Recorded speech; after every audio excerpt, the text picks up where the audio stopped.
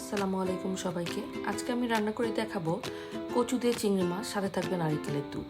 ইনগ্রেডিয়েন্টসের মধ্যে আমি নিয়েছি কিউব করে কাটা কচু, চিংড়ি মাছ, কাঁচামরিচ, পেঁয়াজ কুচি, আদা রসুন বাটা, পেঁয়াজ বাটা, ধনে জিরের গুঁড়ো, লবণ, হলুদের গুঁড়ো, মরিচের গুঁড়ো আর তেল।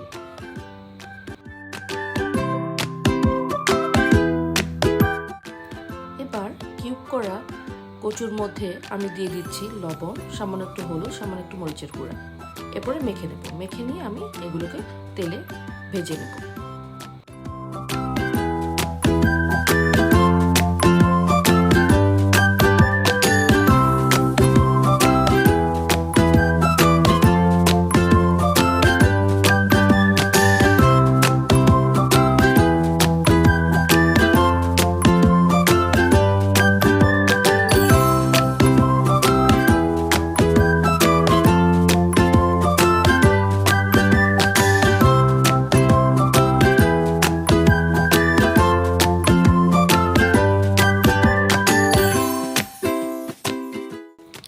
ভাজতে ভাজতে যখন কচুগুলো বাদামি কালার হয়ে আসবে, তখন আমি কচুগুলোকে একটা পাত্রে উঠিয়ে নেব।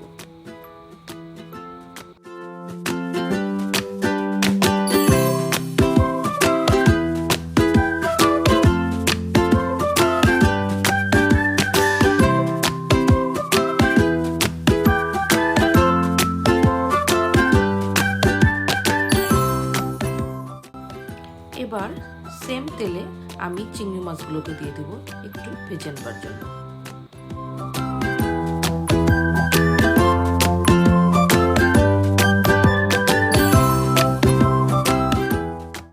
সাথে দিয়ে দেবো সামান্য মরিচের গুঁড়া, হলুদের গুঁড়া আর একটু লবণ।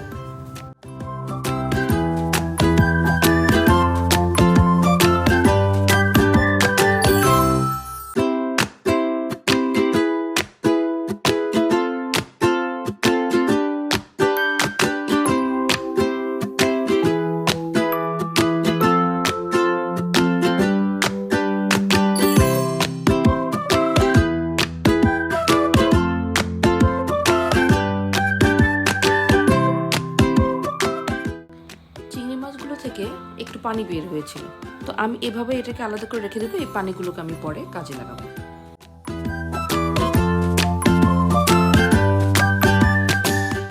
এবার একটা প্যানে তেল গরম করে আমি দিয়ে দেবো সামান্য আস্ত জিরা।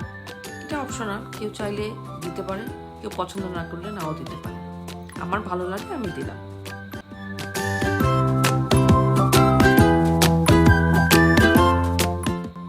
এরপরে আমি দিয়ে দিব পেঁয়াজ কুচি।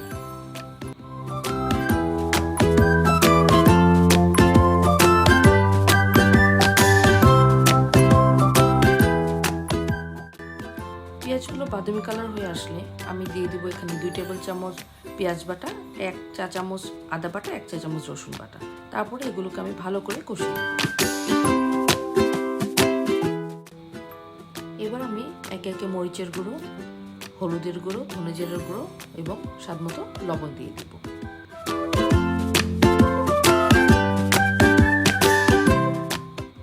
তারপরে মশলাগুলোকে আবার কষাতে থাকবো।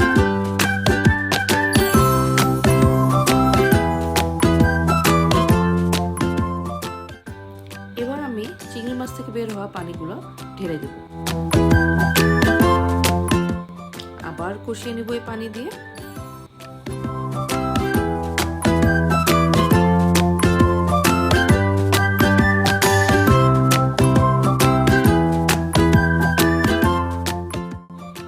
মশলাগুলো যখন ভালো মতো কষানো হয়ে গেল এবং তেলটা যখন উঠে আসলো উপরে, ওই পর্যায়ে আমি দিয়ে দেব ভাজা কচু। কচুগুলো দিয়ে আমি আবার নেড়ে চেড়ে দিতে থাকবো। কিছুক্ষণ নাড়াচাড়ার পর আমি কচুর মধ্যে পরিমাণ মতো গরম পানি দিয়ে দেব।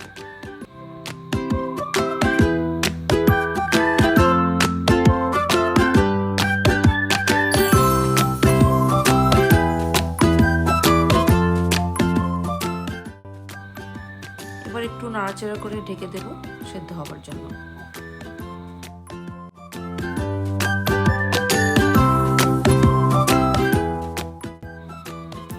পরপর ঢাকনাটা তুলে দেখে নেব এবং মাঝে মাঝে একটু নেড়েও দেব।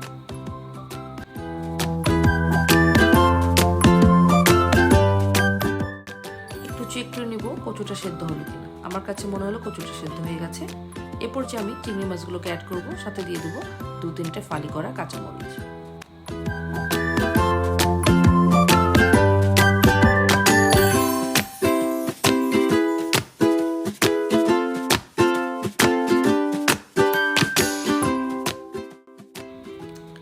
কিছুক্ষণ নাড়াচাড়ার পর আমি দিয়ে দিচ্ছি কোকোনাট মিল্ক, নারিকেলের দুধ, 1/2 কাপের মতো।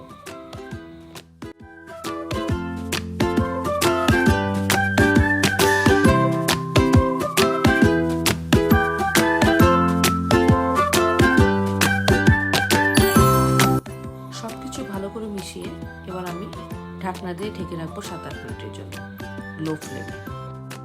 এবার ঢাকনা খুলে আমার পছন্দের কনসিস্টেন্সি আসার পরে আমি এর মধ্যে দিয়ে দিব টেস্টের জন্য একটু চিনি, 1/2 টিস্পুনের মতো চিনি দিয়ে দিব।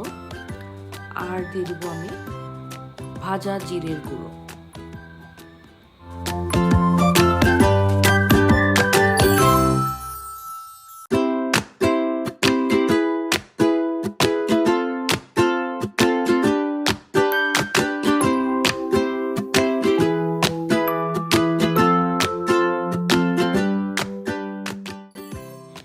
হয়ে গেল আমার কচু দিয়ে চিংড়ি মাছের কারি।